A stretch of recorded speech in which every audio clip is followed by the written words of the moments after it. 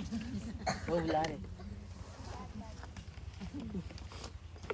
ओम अज्ञानतिमिरन्धस्य ज्ञानाञ्जनशलाकया चक्षुरुन्मीलितं येन तस्मै श्रीगुरवे नमः। श्रीचैतन्यमनोभीष्टं स्थापितं येन भूतले स्वयं रूपा कदा ददाति स्वपदान्तिकम्।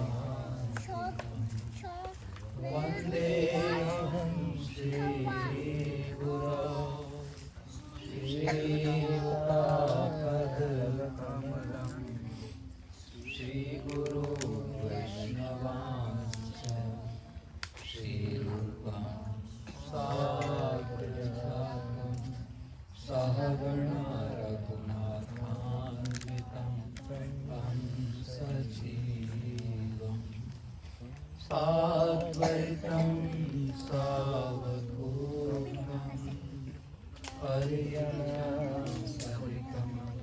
कृष्णचैतन्यदेवं श्रीराधा कृष्णदाधां सहगणा श्रीविशाखान्वितांश्च हे कृष्णा करुणा सिन्धु दीनबन्धु जगत्पते गोपेशा गोपिकान्त राधाकान्त नमोस्तुते। तप्तकाञ्चन गौराङ्गी राधे वृन्दावनेश्वरी कृष्णानुसुते प्रणमामि हरि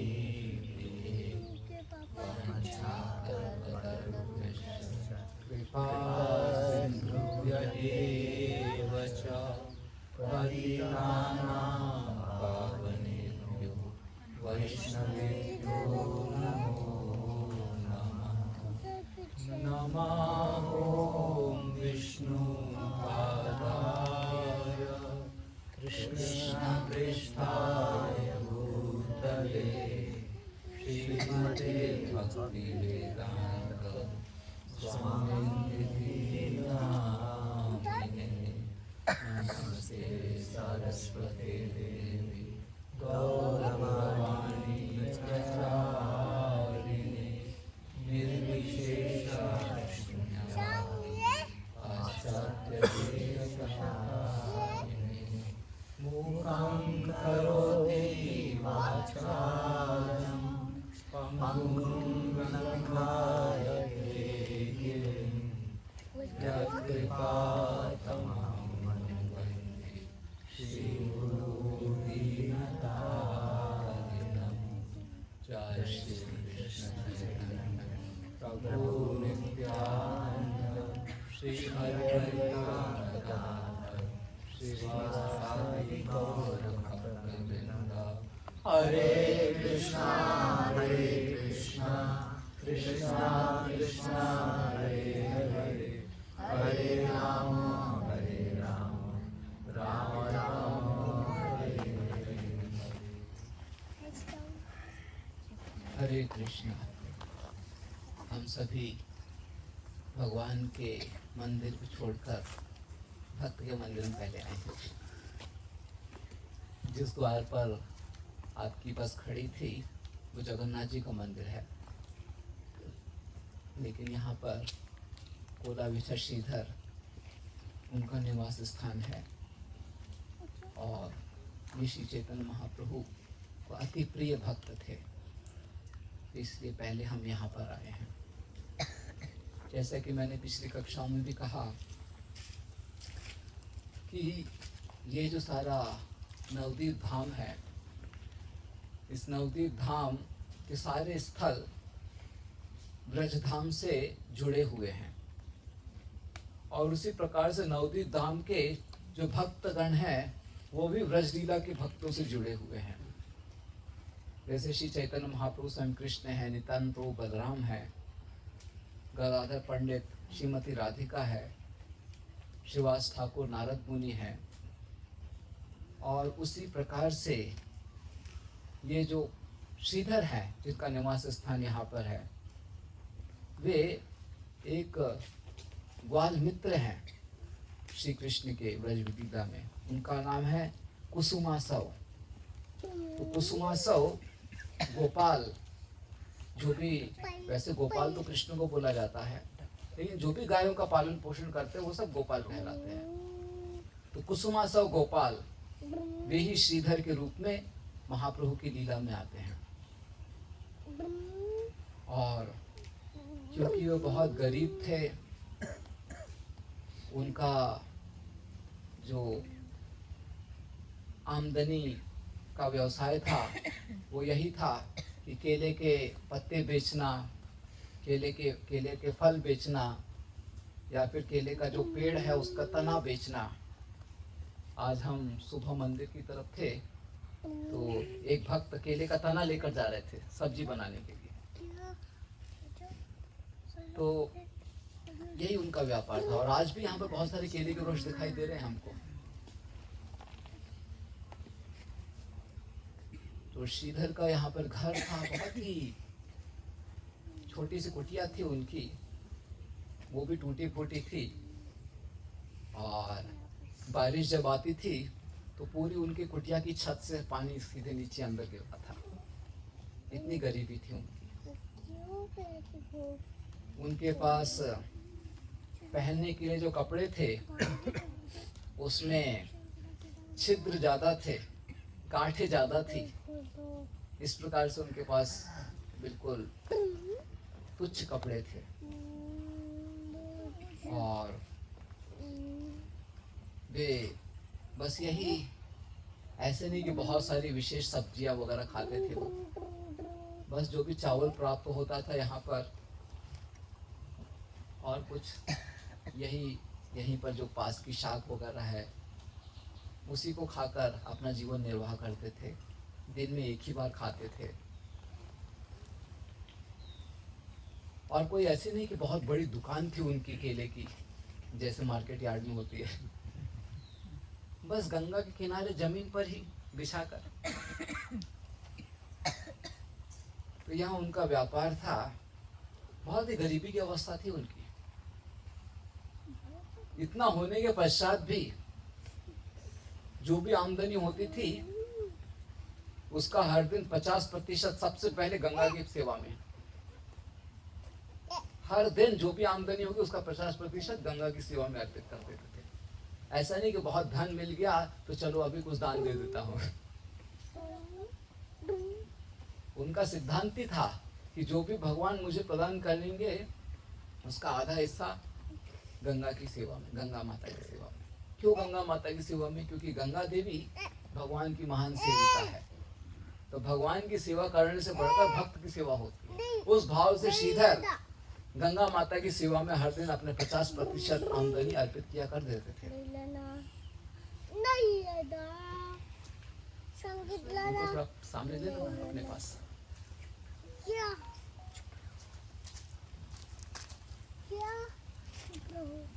ये इकडे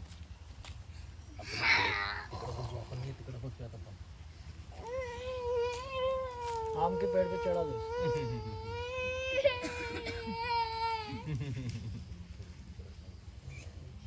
रोने में ज्यादा दम नहीं है। ऐसे ही रोना है। अरे चैंटिंग की तरह। हमारा हरि नाम जब भी ऐसे ही होता ही है। भगवान भी ऐसे ही बोलते हैं। लेकिन भगवान भूषण से भी ज्यादा कृपालु है। वो हमारे ऐसे जब से भी उठा लेंगे हमको। तो पहले यहाँ पर एक कुंड हुआ करता था। ये श्रीधर का निवास स्थान है। और वैसे सामान्यतः बंगाल में सभी के घर के सामने कुंड रहता ही है। लेकिन वो कुंड और ये दिव्य कुंड में अंतर है। ये जो दिव्य कुंड होते हैं इसमें जो जल का प्रवाह है वो अंदर से आता है। सामान्य कुंड होते हैं उसमें जो जल है वो बारिश से इकट्ठा होता है। तो दोनों में अंतर है। बारिश से इकट्ठा हुआ जो जल का कुंड है वो सूख जाएगा गर्मी में, लेकिन जिसका प्रवाह अंदर से आ रहा है वो कुंड गर्मी में नहीं सूखेगा। लेकिन वो कुंड यहाँ लुप्त हो गया है। पहले तो यहाँ पर श्रीधर, क्योंकि श्रीधर का स्मारक है, यहाँ पर पूजा अर्चना भी होती थी। लेकिन क्योंकि बहुत सारे मुसलमान हैं, ये जो क्षेत्र है ये इस्कॉन का नहीं है, ये भक्ति सिद्धांत सरस्वती ने बनाया है ये। तो भक्ति सिद्धांत सरस्वती जब थे तब उनका बहुत सम्मान था। तो उस समय ठीक है, उसको पूजा अर्चना होती थी उस समय तक। लेकिन बाद में सब यहाँ पर मुसलमान रहते हैं, उनकी ज़मीन है, तो पूजा अर्चना बंद करवा दी गई, क्योंकि उनकी ही ज़मीन में आना जाना रोज होगा इस प्रकार से, और पूजा अर्चना होती है तो बहुत सारे लोग आएंगे ऐसा। तो पूजा अर्चना बंद करवा दी गई। धीरे धीरे मतलब कुछ ध्यान नहीं रखा गया। आप देख भी रहे हो कुछ ऐसा सफाई भी नहीं है। तो जिसके कारण, क्योंकि इतना अच्छा तीर्थ स्थल है लेकिन सम्मान नहीं दिया जा रहा है, तो तीर्थ स्थल के प्रति अपराध हो, उससे अच्छा तीर्थ स्थल छिप जाता है। तो कुंड था यहाँ पर, लेकिन वो कुंड लुप्त हो गया है। अर्थात ऐसा नहीं कि सूख गया है, जमीन के अंदर छिप गया है वो कुंड। लेकिन फिर भी मेरी इच्छा थी कि श्रीधर के घर पर आना है, इसलिए मैं आप सभी को लेकर आया। तो भले हम अपनी आंखों से उस कुंड को नहीं देख पा रहे हैं, लेकिन श्रवण के माध्यम से जानना चाहिए कि यहाँ पर एक कुंड था जो कि श्रीधर की इस भक्ति को दर्शाता है। तो श्रीधर यहाँ पर रहा करते थे। तो ऐसा नहीं कि बहुत बड़ा व्यापार किया करते थे, बस कुछ घंटों गंगा नदी किनारे बैठकर केले के पत्ते, केले के फल, केले का तना ये सब बेचा करते थे। और फिर जो भी धनराशि प्राप्त हो, आधा गंगा की सेवा में, और फिर बाकी समय दिन भर केवल हरि नाम जप। रात्रि में भी हरि नाम जप श्रीधर किया करते थे, और जोरों जोरों से हरि नाम का उच्चारण किया करते थे। तो जब वे श्रीधर इस प्रकार से रात्रि भर हरि नाम का उच्चारण किया करते थे, तो आसपास के जो लोग थे, रात्रि में तो आवाज स्पष्ट सुनाई देती थी दूर दूर तक। तो वो लोग बोला करते थे कि श्रीधर इस प्रकार से हरिनाम को उच्चारण करके हमारी नींद खराब करते हैं। बेचारे को खाने को नहीं मिलता, इतना गरीब है तो नींद नहीं आती है उसको, इसलिए रात भर हरिनाम करते रहते हैं। तो इस प्रकार से लोग निंदा करते रहते थे। लेकिन फिर भी श्रीधर ऐसे लोगों की निंदा से प्रभावित नहीं हुए, और सदैव श्रद्धा से हरिनाम को जप किया करते थे। एक दिन तो श्री चैतन्य महाप्रभु ने आके भी पूछ लिया उनको, अरे श्रीधर इतनी भगवान की भक्ति करते, इतना भगवान का नाम लेते हो, लेकिन भगवान ने आपको दिया क्या?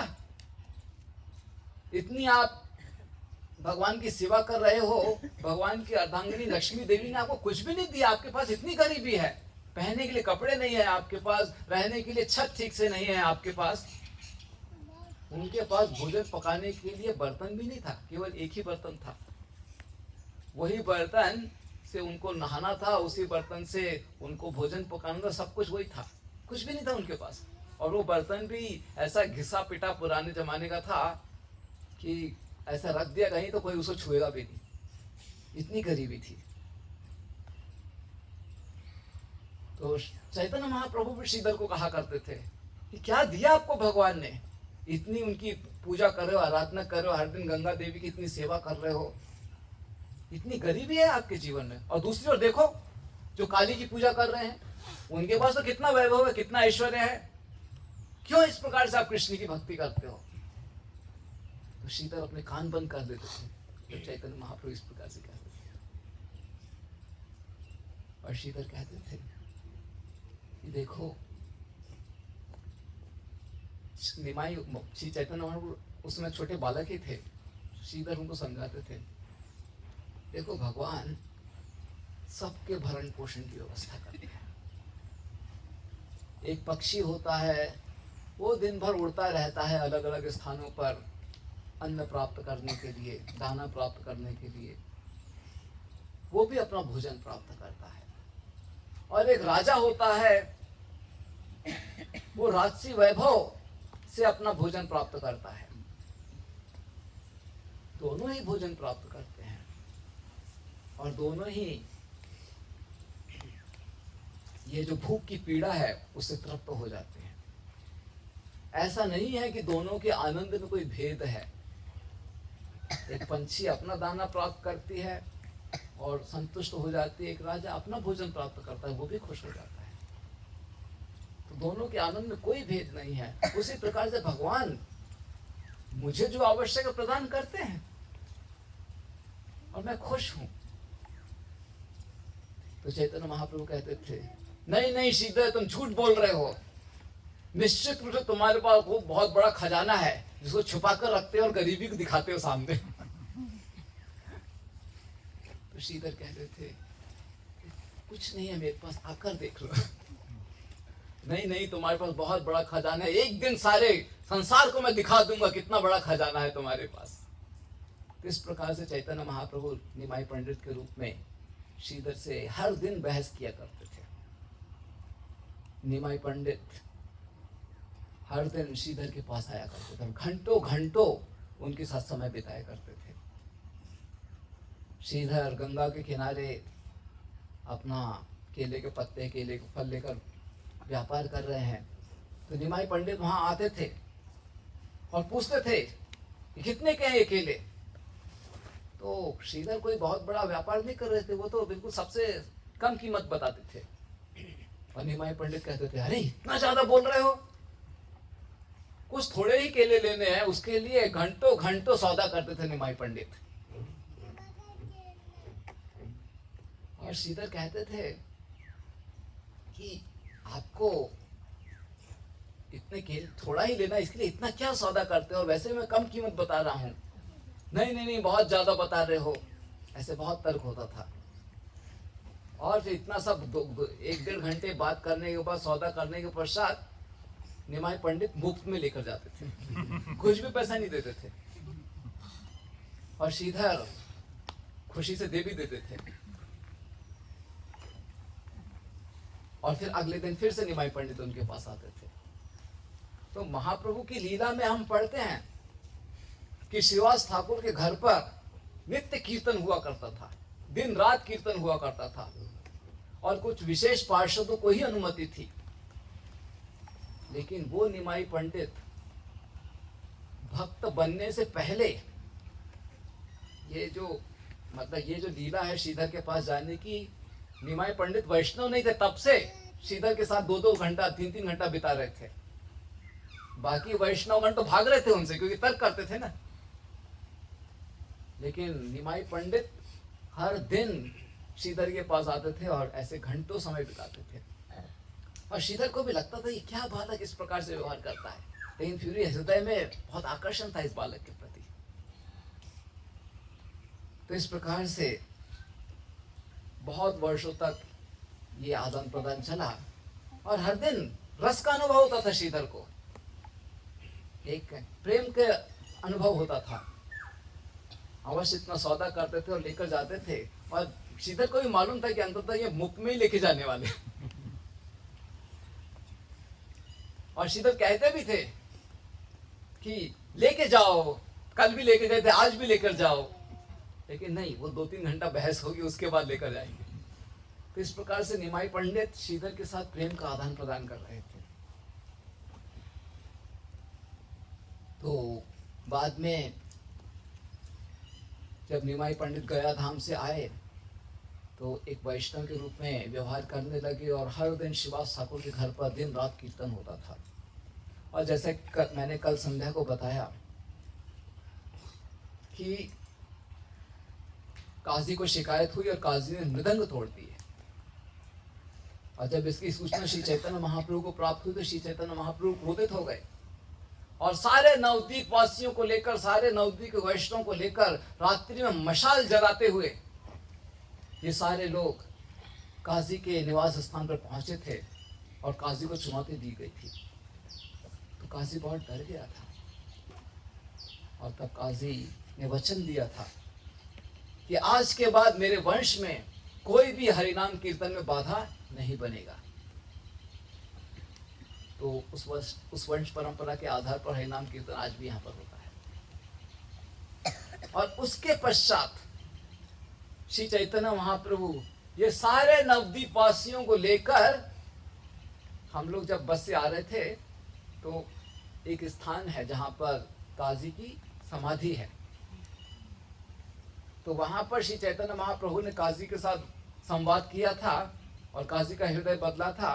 और उसके पश्चात श्री चैतन्य महाप्रभु सारे नवद्वीप वासियों को उसी प्रकार से जुलूस में लेते हुए यहाँ पर श्रीधर के घर पर आए थे। श्रीधर को कोई कल्पना नहीं थी कि मेरे घर पर इस प्रकार से कोई आ रहा है। तो श्री चैतन्य महाप्रभु आए यहाँ पर, और वो जो बर्तन था,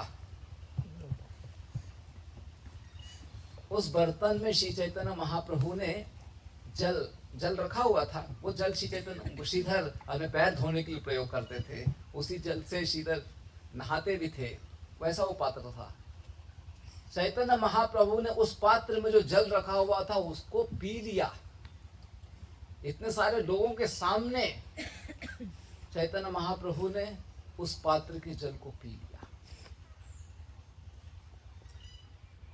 श्रीधर ने जब देखा कि वो गंदे पात्र का जल ये जगन्नाथ मिश्रा के पुत्र पी रहे हैं, ब्राह्मण पी रहे हैं, श्रीधर से रहा नहीं गया। श्रीधर तुरंत महाप्रभु के पास गए, उनके पैरों को पकड़ लिया। लेकिन आज श्री चैतन्य महाप्रभु ने दर्शा दिया कि श्रीधर की कितनी भक्ति है। कोई नहीं जानता था श्रीधर को यहाँ पर, आज भी नहीं जानते। रास्ता पूरा, मतलब पिछली बार मैं आया था तो रास्ता था ही नहीं। अभी हम जिस रास्ते से आए हैं वो पूरा झाड़ियों से भरा हुआ था। अगर आपको देखना है तो वीडियो देख सकते हो। पूरा मतलब पूरा खेत ही था यहाँ पर, इतने ऊंचा ऊंचा था तो दिखता नहीं था। अभी तो यहाँ बहुत दूर से दिख गया ये स्मारक, तो दिखता नहीं था। तो आज भी ज्यादा लोग नहीं जानते हैं इस स्मारक के बारे में, और उस समय भी श्रीधर को कोई नहीं जानता था। चैतन्य महाप्रभु जब इस दिशा में और सारे नवद्वीप वासी इस दिशा में आए तब श्रीधर के बारे में जानने लगे। तो इस प्रकार से जब श्रीधर के पास जो एक बिल्कुल घिसा पिटा बर्तन है उससे जल जब श्री चैतन्य महाप्रभु ने स्वीकार किया है तो समझ में आया सभी को कि श्रीधर की कितनी भक्ति है कि श्रीधर के घर के पात्र का जल श्री चैतन्य महाप्रभु पी रहे हैं। तो श्रीधर कोई बहुत धनवान नहीं थे, बहुत गरीब हैं, लेकिन हृदय में भगवान के प्रति अपार श्रद्धा है, भगवान के प्रति गहरी निष्ठा है, जिसके द्वारा श्रीधर हर दिन अपनी आमदनी का 50% वैष्णव की सेवा में, गंगा देवी की सेवा में अर्पित कर देते हैं। हर दिन श्रीधर हरिनाम का खूब उच्चारण करते हैं। उनकी इतनी गरीबी है लेकिन उसकी उनको कोई परवाह नहीं है, भगवान पर पूर्ण निष्ठा है। तो इस प्रकार से जब जीवन में विकट परिस्थिति आती है और उन कठिन परिस्थितियों में हम यदि भगवान के प्रति अपनी निष्ठा को पूर्ण रूपेण अच्छी तरह से दर्शाते हैं तो वहाँ हमारी भक्ति की जांच हो जाती है। और श्रीधर इतने गरीब थे, कभी कभी तो उनको खाने के लिए भोजन भी नहीं प्राप्त होता था, उनके पास कपड़े नहीं हैं, जो एक सामान्य एक व्यक्ति की आवश्यकता होती है। भोजन चाहिए उसे, कपड़ा चाहिए उसे, रहने के लिए घर चाहिए। ये तीनों श्रीधर के पास एक प्रकार से नहीं था। कपड़े तो उनके फटे फटे ही रहते थे हमेशा, घर तो टूटा फूटा था, कुछ था ही नहीं उनके पास पकाने के लिए भी। भोजन बस ऐसे ही जो मिल जाता था खा लेते थे, तो कुछ भी नहीं था। फिर भी श्रीधर भगवान की भक्ति कर रहे हैं। फिर भी श्रीधर जो भी आमदनी प्राप्त हो रही उसका 50% गंगा की सेवा में अर्पित कर रहे हैं। और फिर भी श्रीधर सदैव श्रद्धा से हरिनाम को उच्चारण करते हुए कभी भगवान से एक बार भी प्रार्थना नहीं की कि कम से कम मेरे पास मेरी जो निजी आवश्यकताएं हैं, मूलभूत आवश्यकता, उसकी तो पूर्ति कीजिए। एक बार भी नहीं की प्रार्थना इस प्रकार से। इतनी अधिक निष्ठा है श्रीधर की, और क्योंकि श्रीधर की ऐसी निष्ठा है इसलिए भगवान श्रीधर की भक्ति से प्रसन्न हुए और सारे नवद्वीप वासियों को लेकर यहाँ पर आए और उनके घर के पात्र से जल पान किया है। ऐसा भगवान कुछ विशेष भक्तों के साथ ही करते हैं। हम लोग कृष्ण लीला में पढ़ते हैं कि कृष्ण विदुर के घर गए। ऐसा मत सोचिए कि विदुर का घर बहुत ही आलीशान महल था। विदुर अवश्य धृतराष्ट्र के भाई हैं, लेकिन एक दासी पुत्र हैं। और अवश्य क्योंकि वो बहुत समझदार है, उनको राजमहल में एक सम्मान का पद है, लेकिन ऐसा नहीं कि उनके पास बहुत वैभव था। और बिना बताए श्री कृष्ण विदुर के घर पर गए हैं, कोई सूचना भी नहीं दी कि मैं आ रहा हूं। तो कृष्ण अपने प्रेमी भक्तों के साथ ऐसा करते हैं और उनके प्रेम का आस्वादन करते हैं। उसी प्रकार से कृष्ण यहाँ पर सीता के घर पर आए, कोई सूचना नहीं दी कि मैं आ रहा हूं, बस आए और श्रीधर के प्रेम का आस्वादन किया है। तो इस प्रकार से ये भक्तों का लक्षण है कि वे अपनी भौतिक समृद्धि की परवाह न करके केवल भगवान के प्रति अपनी निष्ठा श्रद्धा को पूर्णतया दर्शाते हैं, भगवान से के प्रति प्रेम करते हैं। तो उसके पश्चात श्री चैतन्य महाप्रभु सारे भक्तों को लेकर वापस चले गए। और फिर जैसे कि मैंने बताया कि बहुत सारे लोग तो हरिनाम कीर्तन स्वीकार कर रहे थे, भगवान की भक्ति कर रहे थे, लेकिन कुछ अभिमानी ब्राह्मण वे श्री चैतन्य महाप्रभु के संदेश को नहीं स्वीकार कर रहे थे। और ऐसे अभिमानी ब्राह्मणों को भी भक्ति का रस प्रदान करने के लिए श्री चैतन्य महाप्रभु ने निश्चय किया कि वे संन्यास ग्रहण करेंगे। और फिर वे नित्यानंद प्रभु के साथ एकांत में बात करते हुए कहते हैं, यदि मैं संन्यास स्वीकार करूंगा तो ये जो अभिमानी लोग हैं, जो सोचते हैं कि मैं उनके जैसा हूं, तब वे मुझे अपने जैसा नहीं समझेंगे क्योंकि मैंने संन्यास लिया है। और तब वे मेरी निंदा भी नहीं करेंगे क्योंकि सन्यासी कोई निंदा नहीं करता है। मेरी निंदा करने के विपरीत वे मुझे दंडवत प्रणाम करेंगे। और जब इस प्रकार से वे मुझे प्रणाम करेंगे तो उनको कृष्ण का प्रेम प्राप्त होगा। नित्यानंद प्रभु हम दोनों का अवतरण इस पृथ्वी पर इस लक्ष्य को प्राप्त करने के लिए हुआ है कि हम सर्वत्र सबको हरिनाम के माध्यम से कृष्ण का प्रेम प्रदान करें, और ये मुझे करना ही चाहिए। इसीलिए नित्यानंद प्रभु आप कृपया मुझे इसकी अनुमति दीजिए। ये जो मेरी इच्छा है, इस इच्छा की पूर्ति के लिए आप बाधा मत बनिए, बल्कि मुझे अनुमति प्रदान कीजिए जिससे मैं संन्यास लेकर सभी को हरिनाम कीर्तन के द्वारा कृष्ण का प्रेम प्रदान कर सकूं। नित्यानंद प्रभु ने जब ये सुना तो उनका हृदय टूट गया। कुछ क्षणों तक तो वे कुछ बोल ही नहीं पाए, लेकिन श्री चैतन्य महाप्रभु उनकी अनुमति की प्रतीक्षा कर रहे थे। तब नित्यानंद प्रभु कहते हैं, महाप्रभु आप परम भगवान हो, पूर्णतया स्वतंत्र हो, जो भी आपकी इच्छा है वो आप करोगे ही, और जो भी आप इच्छा करते हो सारे जन समाज के लाभ के लिए, उनके उद्धार के लिए ही करते हो। तो मेरे पास आपको रोकने के लिए कोई शक्ति नहीं है, मैं तो आपका सेवक हूं।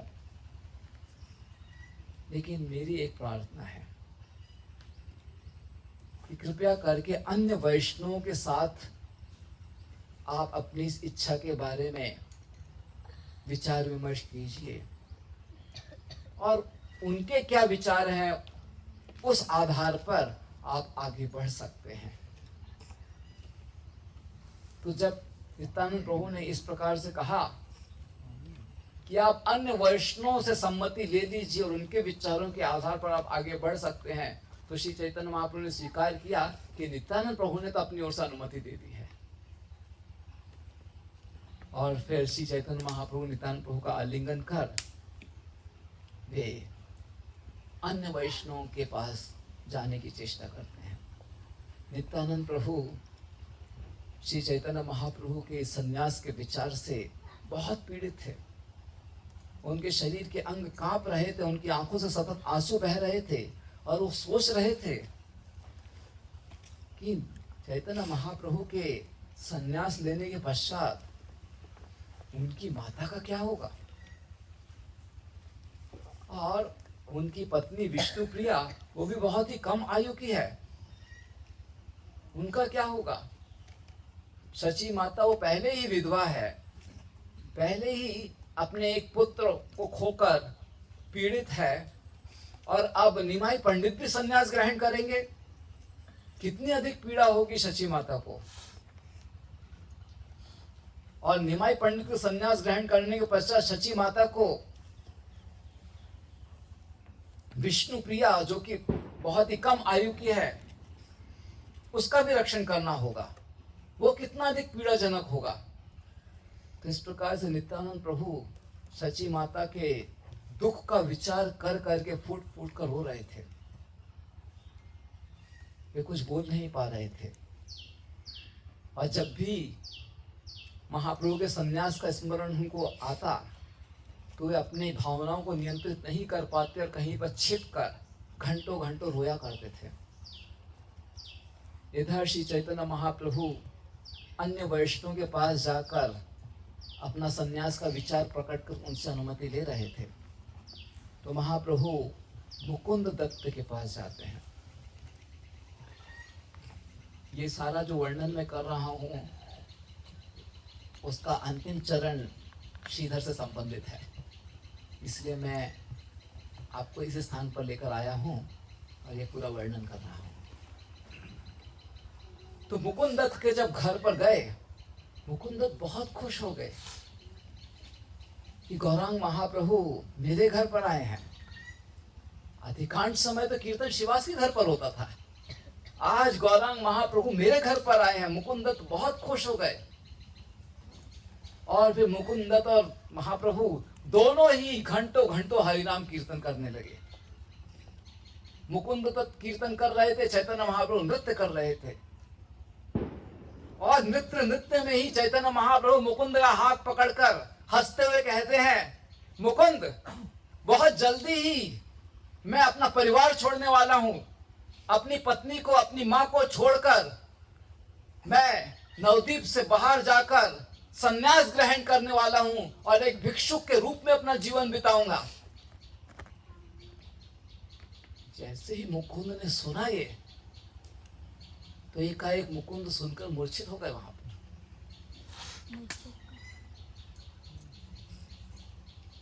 महाप्रभु ने कहा कि मैं जब भिक्षुक के रूप में अपना जीवन व्यतीत करूंगा तो मैं उनसे भिक्षा सिर्फ यही मांगूंगा कि आप हरिनाम लो और इस प्रकार से हरिनाम के माध्यम से मैं सबको कृष्ण प्रेम वितरित करूंगा। यह मेरे संन्यास लेने का उद्देश्य है। मुकुंद ने कहा कि आपका शरीर इतना सुंदर है, आपके केश इतने सुंदर हैं और आप इतने सुंदर वस्त्रों से सुशोभित रहते हो, तो आप अपने इतने सुंदर केश को कटवा दोगे? आप इतने सुंदर वस्त्रों को त्याग करके केवल सन्यासी का भगवा वस्त्र धारण करोगे?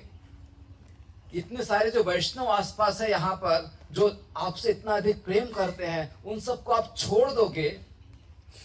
और उतना ही नहीं, आप अपने परिवार वालों को भी छोड़ दोगे? क्या यही आपका निर्णय है?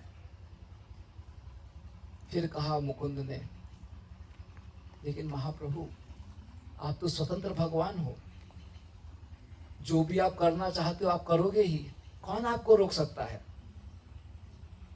और ऐसा कहकर मुकुंद दत्त वहीं पर गिर पड़े, फूट फूट कर रोने लगे।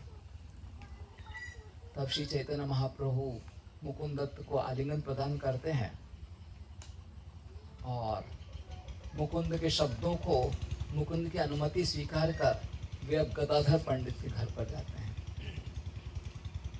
तो मुकुंद दत्त के घर पर तो हम लोग नहीं गए, लेकिन गदाधर के घर पर हम लोग कल रात्रि में थे, गदाधर आंगन जहाँ पर हमने संध्या की कक्षा की थी। तो गदाधर के घर पर जाते हैं तो श्री चैतन्य महाप्रभु गदाधर के घर पर पहुंचकर जोरों से चिल्लाते, गदाधर मैं आया हूं। गदाधर बहुत खुश हो जाते हैं, हे भगवान आप आज मेरे निवास पर आए हैं। चैतन्य महाप्रभु तुरंत कहते हैं उनको कि बहुत ही जल्दी सभी पापी अपराधियों के हृदय में कृष्ण प्रेम को संचित करने के लिए मैं अपना निवास त्याग दूंगा और एक सन्यासी की तरह भिक्षुक पात्र धारण करके, दंडा धारण करके मैं सभी को हरिनाम प्रदान करूंगा। मैं अपना सर मुंडा लूंगा और इस प्रकार से एक सन्यासी भिक्षुक की